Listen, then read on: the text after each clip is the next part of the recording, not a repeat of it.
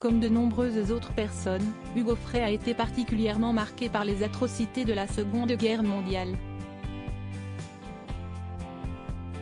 Samedi 26 novembre, l'auteur-compositeur et interprète français a évoqué ses douloureux souvenirs d'enfance dans le reportage L'Histoire cachée d'Hugo Frey, diffusé sur France 2 à partir de 20h43. Bouleversant, l'artiste de 93 ans a fait allusion à son départ précipité de la capitale française avec sa mère. Ses parents étaient séparés et son père vivait en Espagne, pour partir en zone libre. C'était au tout début de la guerre, en juin 1940, et le chanteur était seulement âgé de 11 ans. Hitler a envahi l'Europe, puis l'armée allemande s'est installée à Paris. Les cloches de l'église ont sonné, partout, très fort.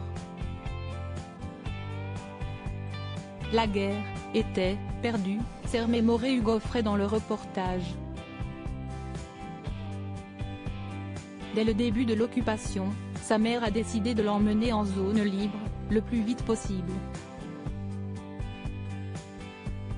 Tous deux ont donc débarqué à la campagne, dans le petit village de Sorèze, Tarn, pour se reconstruire.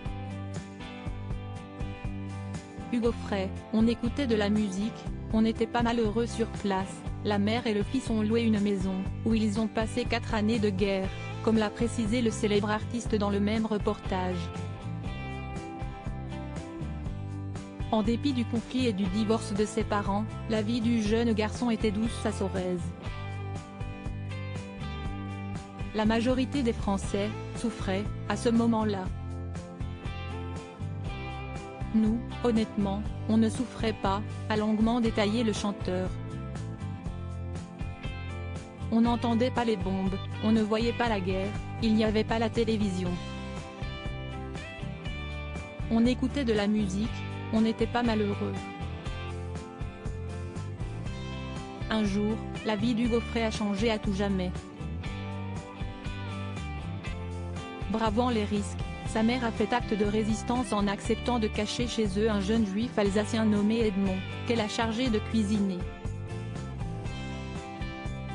Dans le reportage, l'artiste se souvient de lui comme de l'homme de la maison, d'une aide précieuse pour sa maman, avec lequel lui et sa mère ont eu des relations chaleureuses et tendres. Un épisode marquant auquel le compositeur de nombreux titres a fait référence dans sa chanson Petit Simon. Article écrit en collaboration avec 6 médias Crédit Photo, Capture France 2.